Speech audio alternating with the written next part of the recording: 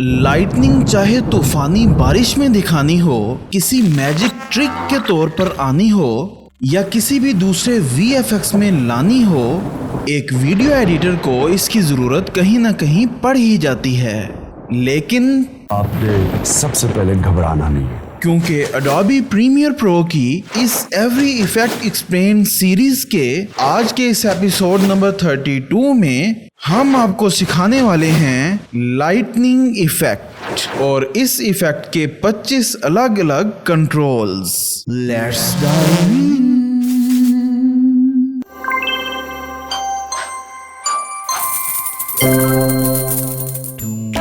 सबसे पहले हम जनरेट वीडियो इफेक्ट्स फोल्डर से लाइटनिंग इफेक्ट लेते हैं और उसे अपने क्लिप के ऊपर अप्लाई कर देते हैं। अब जैसे ही हमने इसको अप्लाई किया है, आप देख सकते हैं कि प्रोग्राम मॉनिटर में ये लाइटनिंग आ गई है, ये लाइटनिंग इफेक्ट। और इफेक्ट्स कंट्रोल पैनल में इस इफेक्ट के 25 कंट्रोल्स हमारे सामने आ गए हैं। 25 ऑप्शंस हमारे सामने आ गए हैं। ये सबसे पहले है स्टार्ट पॉइंट और एंड पॉइंट। स्टार्ट पॉइंट से इसका हॉरिजॉन्टली और वर्टिकली आप इसका स्टार्ट पॉइंट मुतय्यन कर सकते हैं कि लाइटनिंग जो है वो कहाँ से स्टार्ट होगी। सो हॉरिजॉन्टली और वर्टिकली आप इसको चूज़ कर सकते हैं, मुतय्यन कर सकते हैं, फिक्स कर सकते हैं कि कहाँ से लाइटनिंग स्टार्ट होगी। और उसके बाद है एंड पॉइंट, और एंड पॉइंट से भी आप उसी तरह हॉरिजॉन्टली और वर्टिकली ये देख सकते हैं कि लाइटनिंग कहाँ पे एंड होगी, कहाँ पे जाके ख़त्म होगी। जब आप इस लाइटनिंग को सिलेक्ट करके रखेंगे तो ये यहाँ पे एंकर पॉइंट आपको नज़र आ जाएंगे, दो स्टार्ट पॉइंट और एंड पॉइंट के ऊपर। अब इन एंकर्स को आप किसी भी तरह यहाँ पकड़ के किसी भी जगह पे लेके जा सकते हैं। स्टार्ट पॉइंट और एंड पॉइंट आप यहाँ से मुतय्यन कर लेंगे। स्टार्ट पॉइंट को हम इसकी पूरी ये यहाँ पे आई के ऊपर ले आते हैं। सो ये है हमारा स्टार्ट पॉइंट हमने कर दिया, और इसके एंड पॉइंट को हम यहाँ पे रख लेते हैं। सो इस तरह हमने स्टार्ट पॉइंट और एंड पॉइंट को यहाँ पे हमने फिक्स कर लिया है अपनी मर्जी के मुताबिक। अब इसको हम चेंज कर सकते हैं। और इसी तरह इन पूरे के पूरे 25 जो आपको नज़र आ रहे हैं ऑप्शंस, इन पे आप टॉगल एनिमेशन भी लगा सकते हैं।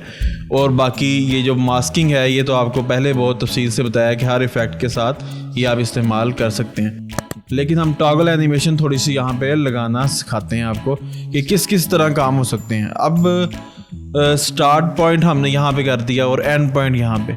अब हम अगर चेंज करना चाहें इसकी आइज़ के साथ साथ, इस खातून की आइज़ के साथ साथ अगर हम इसके स्टार्ट पॉइंट और एंड पॉइंट पे एनिमेशन लगाना शुरू करें, और इसी तरह आप सारी एनिमेशन किसी भी चीज़ पे लगा सकते हैं, तो वो आपको थोड़ा सा तरीका बता देते हैं।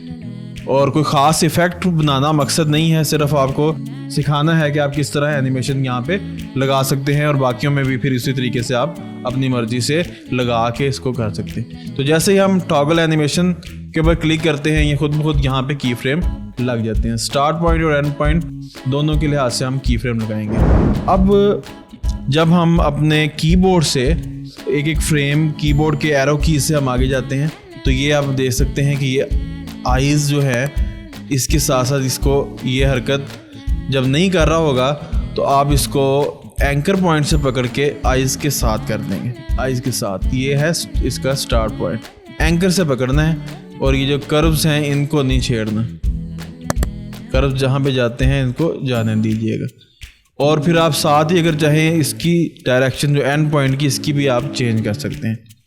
सो ये हम सिर्फ ये दिखा रहे हैं कि आप किसी भी चीज़ को साथ साथ लेके लाइटनिंग को कैसे चल सकते हैं। टॉगल एनिमेशन पे जो क्लिक करके जो भी आप तब्दीली करते हैं वो खुद ब खुद उसके की फ्रेम लग जाता है, और वो तब्दीली रिकॉर्ड हो जाती है, और बाद में ये फिर एनिमेशन के तौर पर खुद ब खुद ये फिर चलती रहती है।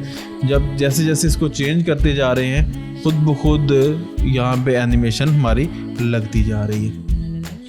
और ये एरो की से हम आगे कर रहे हैं इसको, और ये आप देख सकते हैं कि हमारी एनिमेशन बड़ी प्यारी सी एक बनती जा रही है। सिर्फ हम इसको ये बताना ये चाह रहे हैं कि आइज़ के साथ साथ आप लेके इस तरह चल सकते हैं, और जितना इस पे ज़्यादा वक्त लगाते जाएंगे उतनी ये बेहतर से बेहतर एनिमेशन बनती जाएगी। ये इसी तरह की एनिमेशंस हैं जो आप जहाँ पे लाइटनिंग दिखानी है, सुर जो असल रियल लाइटनिंग दिखानी हो, आपने किसी बारिश के अंदर आपने लाइटनिंग आसमानी बिजलियां गिरानी हो तो वो भी आप गिरा सकते हैं। अब उंगलियों से और हाथ से इशारे करने के लिए लाइटनिंग के वो भी दिखा सकते हैं। किसी भी डांस सीन के अंदर, म्यूज़िक सीन के अंदर भी आप इसको ला सकते हैं और फिर आप इसको उठा के किसी भी और सिचुएशन में जिसमें आप इसको लेके जाना चाहें लेके जा सकते हैं।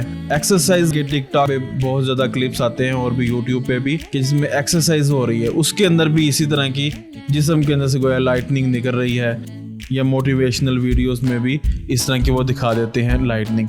सो ये सारी लाइटनिंग आप इस इफ़ेक्ट की मदद से बेहतरीन तरीके से अंजाम दे सकते हैं। The possibilities are endless. So ये हमने थोड़ा सा आपको एनिमेशन लगा के दिखाया कि इस तरीके से आप एनिमेशन लगा सकते हैं, और जितना जितना आप इस पे वक्त लगाते जाएंगे ये एनिमेशन और बढ़ती जाएगी। अब ये देख रहे कि ये अब पूरी एक एनिमेशन लग गई है एक साइड से दूसरी साइड तक, ये आप देख सकते हैं। जो नेक्स्ट कंट्रोल है, नेक्स्ट ऑप्शन है इस इफ़ेक्ट का, लाइटनिंग इफ़ेक्ट का, वो है सेगमेंट्स। सेगमेंट कहते हैं किसी भी चीज़ के टुकड़े को, किसी भी चीज़ के हिस्से को। सो इस सेगमेंट से ये मुतय्यन होता है कि आपने इस लाइटनिंग में कितने टुकड़े ऐड करने हैं, कितने हिस्से ऐड करने हैं। जब ये ज़्यादा करते जा रहे हैं तो इसके ज़्यादा हिस्से होते जा रहे हैं, कम करते जा रहे हैं तो कम हिस्से होते जा रहे हैं, और ये आपकी मर्ज़ी पे है, लाइकनेस पे है या ज़रूरत पे है कि आप इसके लाइटनिंग के कितने हिस्से करना चाहते हैं। तो ये है काम सेगमेंट का। उसके बाद आ जाता है एम्पलीट्यूड। एम्पलीट्यूड का मतलब होता है तूलो अर्ज की लंबाई, चौड़ाई, वुसअत, फैलाव, किसी भी चीज़ का फैलाव जो होता है एम्पलीट्यूड कहलाता है। तो अब एम्पलीट्यूड से क्या होगा कि जो लाइटनिंग है इसके जो मुख्तलिफ टुकड़े हैं, मुख्तलिफ सेगमेंट्स हैं, इनके दरमियान कितना फैलाव होता है, कितनी वुसअत होती है, ये लाइटनिंग कितनी दूर तक फैलती है। सिर्फ एक लाइन की सूरत में नहीं रहती बल्कि ये फैलती है। तो ये इससे आप सेगमेंट को ज़्यादा या कम करने से लाइटनिंग के एम्पलीट्यूड को, इसकी वुसअत को, उसके फैलाव को, तूल और उसको आप ज़्यादा या कम कर सकते हैं। तो ये है सिंपल काम एम्पलीट्यूड का। नेक्स्ट है डिटेल लेवल। इस डिटेल लेवल से भी क्या होगा कि डिटेलिंग, ओवरऑल डिटेलिंग देखें कलर्स में भी और वैसे भी ओवरऑल डिटेलिंग बढ़ गई है। जो भी स्ट्रेट लाइंस थी वो कर्व हो जाएंगी और उसकी डिटेलिंग बढ़ जाएगी, तो कर्वनेस पैदा हो जाएगी और डिटेलिंग मज़ीद बढ़ जाएगी डिटेल लेवल के ज़रिए से। सो ये है डिटेल लेवल। और नेक्स्ट है डिटेल एम्पलीट्यूड। पहले था एम्पलीट्यूड और फिर है डिटेल एम्पलीट्यूड। ये दोनों भी मिल के काम करते हैं। जिस तरह आप इसको हमने अगर 0 पे कर दिया है एम्पलीट्यूड को, तो फिर डिटेल एम्पलीट्यूड का काम नहीं हमें नज़र आएगा। लेकिन अगर हम इस एम्पलीट्यूड को बढ़ाएंगे, 0 से हटा के कुछ बढ़ाएंगे, तो फिर उस एम्पलीट्यूड में ये डिटेल एम्पलीट्यूड है ये कुछ ज़्यादती कर देगा, कुछ बढ़ा देगा। जो भी लाइटनिंग के कर्व्स हैं, उसकी जो वुसअत है, उसका जो फैलाव है, उसके अंदर फासले को ये डिटेल एम्पलीट्यूड मज़ीद बढ़ा देगा, यानी मज़ीद उसमें डिटेलिंग पैदा कर देगा। ये आप देख सकते हैं ये मज़ीद इस लाइटनिंग में डिटेलिंग पैदा हो रही है। सो ये है एम्पलीट्यूड और डिटेल एम्पलीट्यूड। उसके बाद है ब्रांचिंग और रीब्रांचिंग। जिस तरह एम्पलीट्यूड और डिटेल एम्पलीट्यूड काम करते हैं, इस तरह ब्रांचिंग और रीब्रांचिंग काम करते हैं। अब ब्रांच किसे कहते हैं? ब्रांच कहते हैं किसी भी चीज़ की शाख को, किसी भी चीज़ के किनारे को। सो ब्रांचेस से क्या होगा, जैसे आप इसको बढ़ाएंगे तो लाइटनिंग की जो ब्रांचेस हैं वो बढ़ जाएंगी, लाइटनिंग के जो शाखें हैं, किनारे हैं, वो बढ़ जाएंगे। और रीब्रांचिंग से उसके बरक्स एक और किस्म की ब्रांचिंग हो जाएगी, यानी जो पहले ब्रांचिंग हुई है उससे हट के उसके उलट एक और किस्म की ब्रांचिंग हो जाएगी। ब्रांचिंग और रीब्रांचिंग दोनों का काम क्या है कि जो लाइटनिंग की शाखें हैं और ब्रांचेस हैं उनको बढ़ा देना। उसके बाद आता है ब्रांच एंगल। ब्रांच एंगल, अब ये ब्रांच एंगल क्या काम करता है कि शाखों को बढ़ा नहीं रहा, ब्रांचेस को बढ़ा नहीं रहा, बल्कि उनके एंगल को ये चेंज कर रहा है, उनके जाविये को, उनके एंगल को ये चेंज कर रहा है। ये आप चेंज होते हुए प्रोग्राम मॉनिटर में देख सकते हैं। सो ये है ब्रांच एंगल। इसके बाद आ जाता है ब्रांच सेगमेंट लेंथ। अब ये भी जो ब्रांच हैं, जो शाखें हैं, किनारे हैं, उनके जो मुख्तलिफ सेगमेंट्स हैं, मुख्तलिफ पार्ट्स हैं, मुख्तलिफ हिस्से हैं, उनकी लेंथ को, उनकी लंबाई को बढ़ा देता है, उनके वाई को ये बढ़ा देता है। ये आप देख सकते हैं कि जिस तरह भी ब्रांच सेगमेंट लेंथ को मैं बढ़ा रहा हूँ, तो आप देख सकते हैं कि ब्रांच सेगमेंट लेंथ को बढ़ाने से खुद ब खुद ब्रांच के सेगमेंट्स की लेंथ बढ़ती जा रही है। तो ब्रांच के सेगमेंट्स की लेंथ बढ़ानी हो तो आप ब्रांच सेगमेंट लेंथ को इस्तेमाल करेंगे। जो ब्रांचेस और हैं, जो किनारे हैं, उनके मुख्तलिफ टुकड़े जो हैं, उनकी लंबाई और उनका फैलाव बढ़ जाता है ब्रांच सेगमेंट लेंथ को बढ़ाने से। उसके बाद आ जाता है कि ब्रांच सेगमेंट्स। इससे भी जो लाइटनिंग की ब्रांचेस हैं, लाइटनिंग की जो शाखें हैं, उनके हिस्से मज़ीद बढ़ जाते हैं, तो सेगमेंट्स और बढ़ जाते हैं और मुख्तलिफ इफेक्ट्स में ये चीज़ भी आपके काम आ सकती है। अब ये आपकी क्रिएटिविटी है कि आप इसे अपने वीडियोस में अपनी ज़रूरत के मुताबिक किस तरह इस्तेमाल करते हैं। ये अब आपकी क्रिएटिविटी के ऊपर मैं छोड़ रहा हूँ।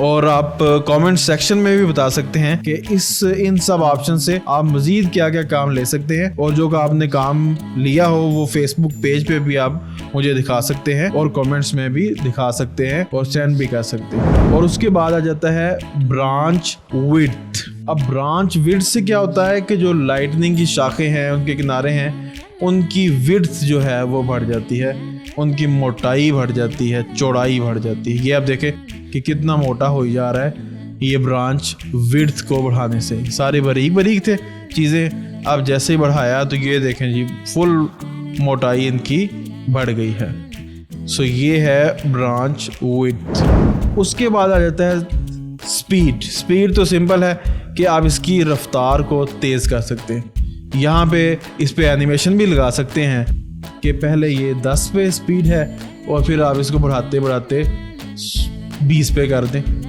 सो ये आप इसको बढ़ा भी सकते हैं, कम भी कर सकते हैं, एक पे भी कर सकते हैं, 1 से लेके 20 तक आप इसको बढ़ा सकते हैं। सो इस पे अगर एनिमेशन लगाएंगे तो आप देखेंगे कि पहले ये स्लो हो रहा था और फिर ये तेज़ी के साथ ये ब्रांचिंग हमारी बढ़ेगी। तो ये है स्पीड। ओवरऑल पूरी लाइटनिंग इफेक्ट की स्पीड आप इस स्पीड के ऑप्शन से बढ़ा सकते हैं और इस पे एनिमेशन भी लगा सकते हैं। इसके बाद नेक्स्ट ऑप्शन है स्टेबिलिटी। स्टेबिलिटी क्या काम करता है?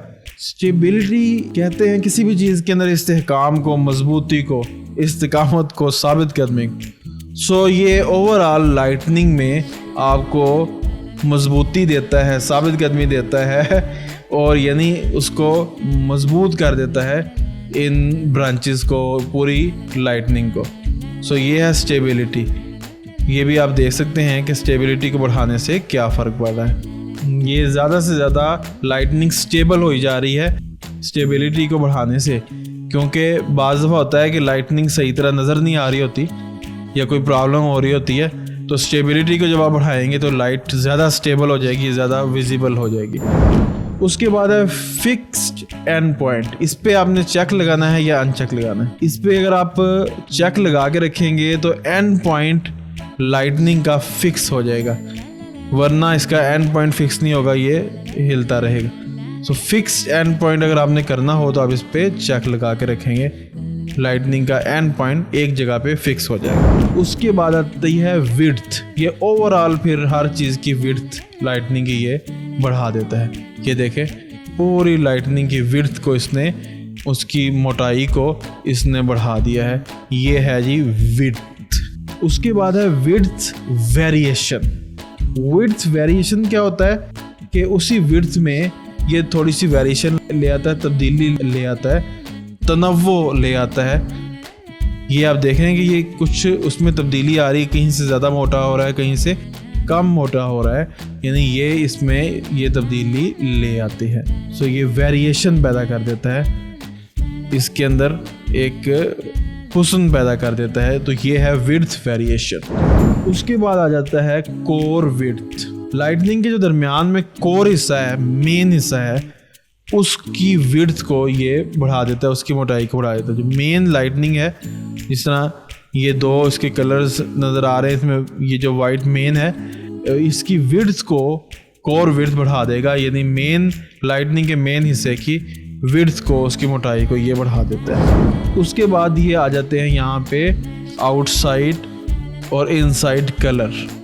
सो आउटसाइड बाय डिफ़ॉल्ट ये है और इनसाइड ये है। यहाँ पे आप अपनी मर्ज़ी के मुताबिक इसके कलर को चेंज कर सकते हैं। कोई भी कलर आप चेंज करेंगे तो जब आप एनिमेशन में देखेंगे तो वो आपको कलर्स नज़र आना शुरू हो जाएंगे। सो ये है, यहाँ से आप इसके कलर को चेंज कर सकते हैं। सो ये आप देख रहे हैं कि ये कलर चेंज होते नज़र आ रहे हैं और आपको इसकी एनिमेशन में ये सारे कलर नज़र आ जाएंगे। सो ये है कलर की चेंजिंग। यहाँ से जब आप रीसेट करते हैं तो कोई भी चीज़ अपनी सेटिंग पे आ जाती है और ये है कलर। और यहाँ से आप कोई कलर पिक भी कर सकते हैं। ये यहाँ से कलर पिकर से इसको उठा के आप ये कलर लेके आना चाहें, ये जो किसी भी चीज़ का कलर है वो आप बॉडी का कलर भी उठा सकते हैं।